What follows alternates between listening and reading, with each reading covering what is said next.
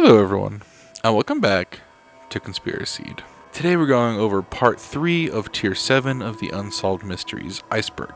There's probably going to be more censoring in this video than there has been in the past, because this one has a couple serial rapists, and I don't think YouTube likes that word, so I try to censor it. All that being said, thank you for choosing to spend some time with me today, and let's just get into it. Nothing like being subscribed to Conspiraseed on YouTube. Nothing like it.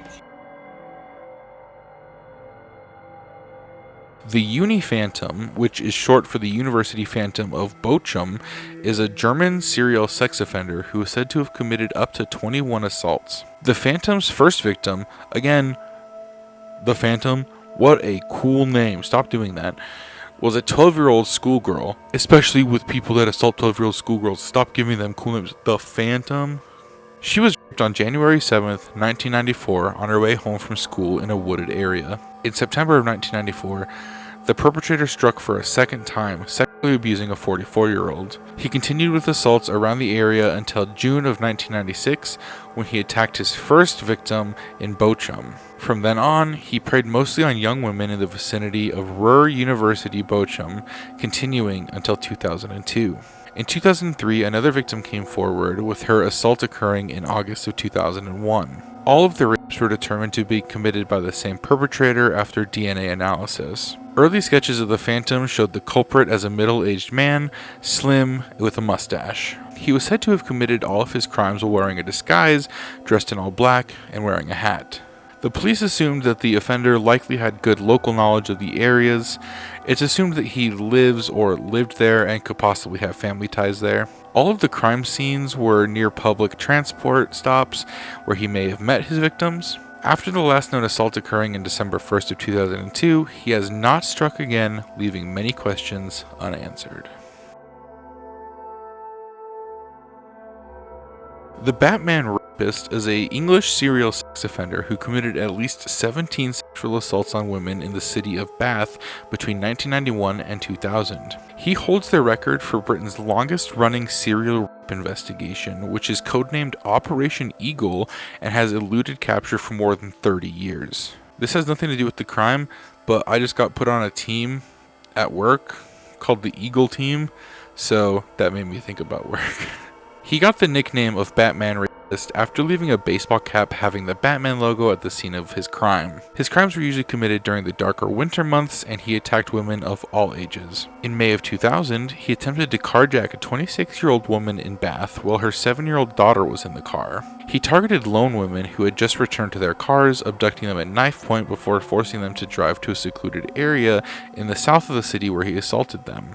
After assaulting his victims, he often forced them to drive back to where he abducted them to drop him off. His victims described him as wearing all black and having a hat on. There are actually a lot of parallels here between him and the Uni-Phantom, in my opinion, and if the UK was attached to the rest of Europe, I would think that they're probably the same person. With that being said, they also did describe him as slim, which they described the Uni-Phantom as, but they did describe him as clean-shaven, while the Uni-Phantom had a mustache.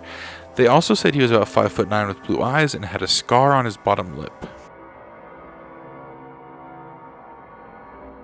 On December 19th, 1959, Christine and Cliff Walker and their 2 children were murdered at their home in Osprey, Florida. Authorities believe that Christine arrived at the family farmhouse around 4 p.m. on Saturday, December 19th, where she was raped and then murdered by gunshot. Her husband Cliff then arrived with their 3-year-old son and 1-year-old daughter. Cliff was ambushed and killed by gunshot as well. His son Jimmy and daughter Debbie were then murdered. Jimmy was shot, and Debbie was shot and drowned, and the actual cause of her death is unknown. Physical evidence left at the scene included a bloody cowboy boot, a cellophane strip from a cigarette wrapper, and a fingerprint on the bathtub faucet handle. A serial killer named Emmett Monroe Spencer confessed to the murders, but the confession was discredited by Sarasota County Sheriff Ross Boyer, who labeled Spencer a pathological liar. His confession was determined to be cleverly constructed from real murders written up in newspapers and true crime novels that he liked to read. In 1994, a bartender in Pennsylvania actually contacted the Sarasota County Sheriff's Office, claiming that one of her customers had been boasting about killing the Walker family, but this tip was never verified. Police never identified a motive, and 587 people were suspects at one time or another, and the case remains open to this day. In 2012, there were actually some possible connections between this case and two killers named Perry Smith and Richard Hickok. Once all of the leads that had existed between them had been explored and a possible connection had been found, DNA evidence that they were able to gather did not match either of the men. Richard and Belinda Cowden, along with their two children, disappeared from their campgrounds in the Siskiyou Mountains near Copper, Oregon on September 1st, 1974. 7 months later, in April of 1975, their bodies were discovered approximately 7 miles from the campsite.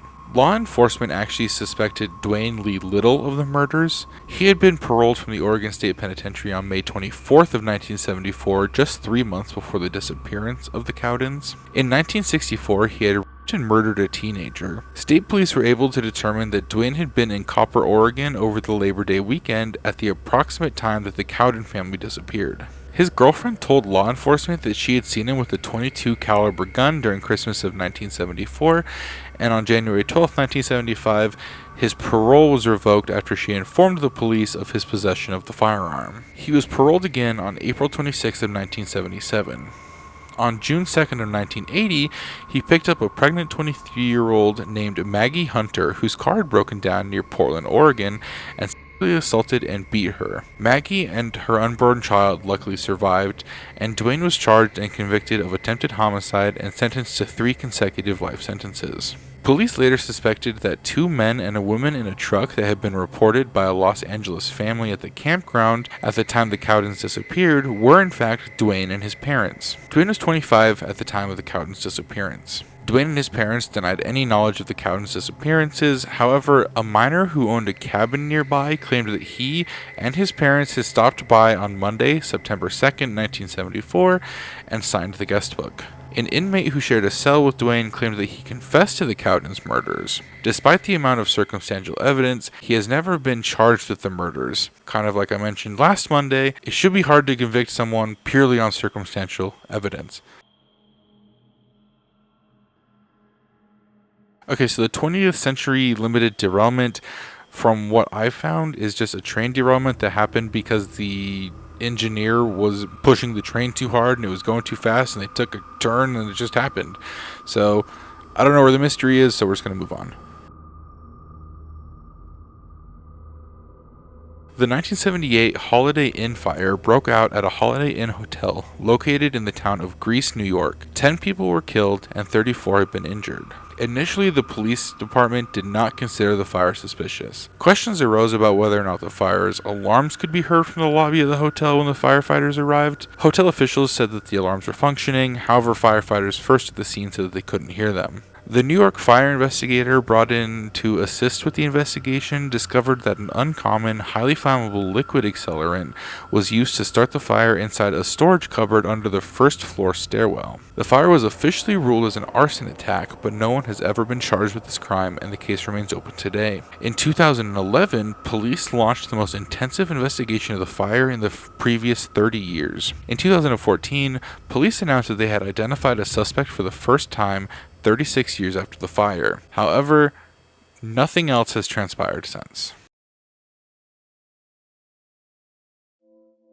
Okay, so this one's pretty short. The 1924 Canadian Pacific Railway train bombing. Essentially, a man by the name of Peter Varagin was a Russian philosopher and leader of the Doukhobors in Canada, and he was assassinated aboard a train on the Canadian Pacific Railway. The explosion killed him and 6 others, and to this date, there have been no suspects, but many of his followers actually believe that the Canadian government is involved.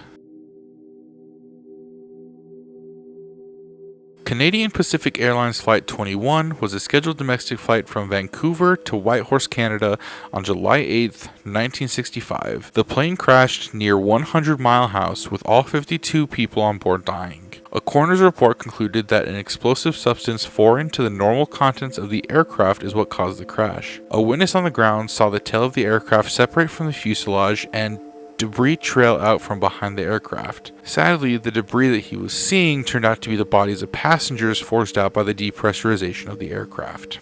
The investigators found traces of acid that led them to believe that a bomb was in the bathroom. Traces of chemicals consistent with a low-velocity explosion were found as well. No one claimed responsibility and no charges were ever filed. The source of the explosion remains unknown, and this is exactly what I want to research a week before I take a flight. That concludes Tier 7 of the Unsolved Mysteries Iceberg. It took 3 parts. It's the longest tier yet, but we made it. We made it all the way through to Tier 7. So up next we have Tier 8. Thank you all so much for watching. Remember to like and subscribe, and if you know anyone else that would like this video, be sure to share it with them. Thank you for choosing to spend some time with me today, and I'll catch you in the next one.